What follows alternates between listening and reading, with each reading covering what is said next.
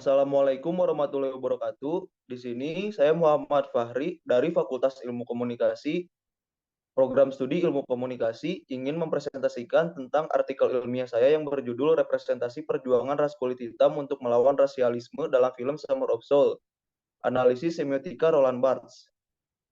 Latar belakang di sini ada tiga hal. Yang pertama, perbedaan. Perbedaan merupakan kebudayaan serta identitas yang kita miliki, seringkali mengakibatkan suatu pandangan yang berbeda di hadapan orang lain, entah dalam hal baik maupun hal buruk.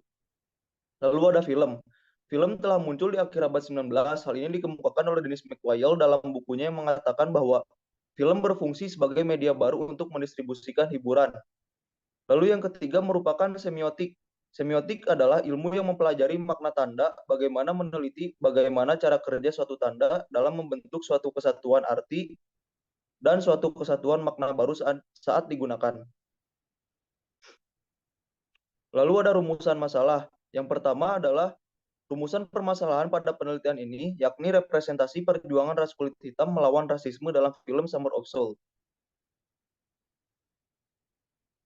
Lalu tujuan penelitian di sini ada tiga hal. Yang pertama, bagaimana makna denotasi dalam film Summer of Soul. Yang kedua, bagaimana makna konotasi dalam film Summer of Soul. Yang ketiga, bagaimana makna mitos dalam film Summer of Soul. Lalu landasan teori saya menggunakan semiotika Roland Barthes. Roland Barthes menetapkan dua tingkatan makna semiotik, denotasi dan konotasi. Istilah denotasi mengacu pada penanda budaya berdiri sendiri atau berbeda dari kata-kata. Lalu ada konotasi. Konotasi adalah tingkat penandaan yang menggambarkan hubungan antara penanda dan juga petanda, di mana makna implisit tidak langsung dan ambigu. Segi penandaan lain yang diakui Barthes adalah mitos yang membedakan sebuah peradaban. Menurut Barthes, mitos berada pada level kedua dari penandaan. Lalu kerangka berpikir. Yang pertama dari film Summer of Soul, lalu turun ke analisis semiotika Roland Barthes. Dari sini mempunyai tiga cabang turunannya. Yang pertama, proses pendekatan analisis secara konotatif. Yang kedua, proses pendekatan secara denotatif. Yang ketiga, proses pendekatan analisis secara mitos. Lalu metode penelitian. Teori semiotik yang dipakai dalam penelitian ini ialah teori semiotika Roland Barthes. Tingkat makna dipisahkan menjadi tiga kategori menurut teori Roland Barthes, yaitu denotasi, konotasi, dan juga mitos.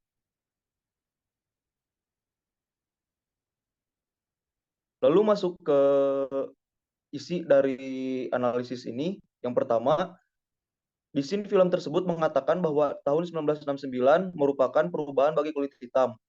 Di sini film tersebut juga, tahun tersebut orang kulit hitam melakukan revolusi besar-besaran dengan munculnya organisasi Black Panther. Makna denotasinya adalah pada adegan pertama menjelaskan bahwa pada tahun tersebut, yaitu 1969, merupakan tahun yang baru bagi masyarakat kulit hitam untuk melakukan perubahan. Lalu berlanjut dengan scene-scene berikutnya, mereka pun menuntut adanya revolusi besar-besaran yang mana untuk kehidupan yang baru bagi mereka agar tidak mendapatkan perlakuan rasisme.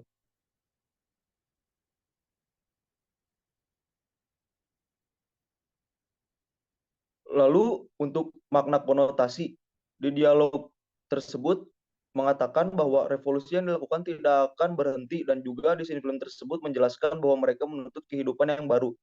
Makna konotasinya adalah dalam adegan ini memperlihatkan bahwa banyak sekali bentuk-bentuk rasisme yang dialami oleh masyarakat kulit hitam. Lalu maraknya bentuk rasisme yang dilakukan masyarakat kulit putih kepada masyarakat kulit hitam. Sehingga mereka melakukan gerakan-gerakan yang masif untuk menuntut bahwa mereka itu sama.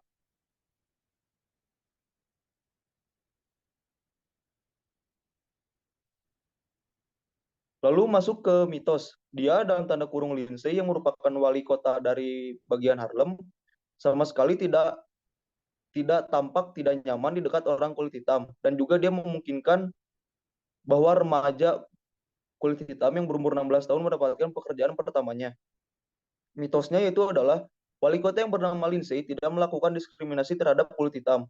Dia menganggap sama tidak ada perbedaan antara ras kulit putih maupun ras kulit hitam. Ketika banyaknya bentuk rasisme terhadap ras kulit hitam, akan tetapi ada beberapa orang yang memegang jabatan penting maupun tidak melakukan bentuk rasisme sama sekali.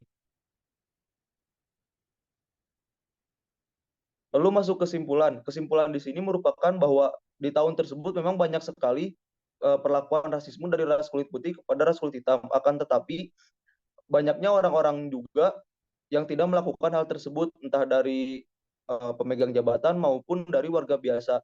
Saran dari saya adalah semoga kedepannya banyak film-film atau misalnya literatur-literatur yang membahas tentang hal-hal seperti ini. Ya, terima kasih dari saya. Wassalamualaikum warahmatullahi wabarakatuh.